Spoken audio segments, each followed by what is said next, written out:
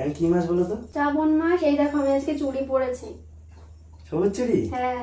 আমি শুনেছি নাকি শাড়ি শোনা শোনা এই শ্রাবণ মাসে শিব ঠাকুরের সাথে মাতা পার্বতী দেবীর কোনোটা মনোমালিন্য হয়েছিল, এরকম সময় শ্রাবণ মাসে এরকম সময় মনোমালিন্য বলতে হালকা যেরকম হয় না, তো সেই সময় নাকি শিব ঠাকুর সবুজ রঙের কয়েকটা জিনিস উপহার দিয়েছিল।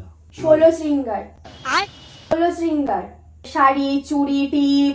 যাই হোক, এই শাড়িটা দেখো, শাড়িটা ভালো হয়েছে? দারুণ হয়েছে সোনা। তোমার জন্য একটা গিফট আছে আমার তরফ থেকে। দেখাও।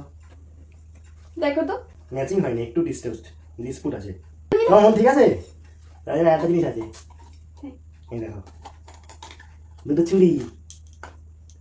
এটা তো পলা। হ্যাঁ পলা, এই তো এই চুড়ি বলো দাও। দেখি। Thank you. ঠিক চলে, ঠিক আছে ঠিক আছে, থ্যাংক ইউ।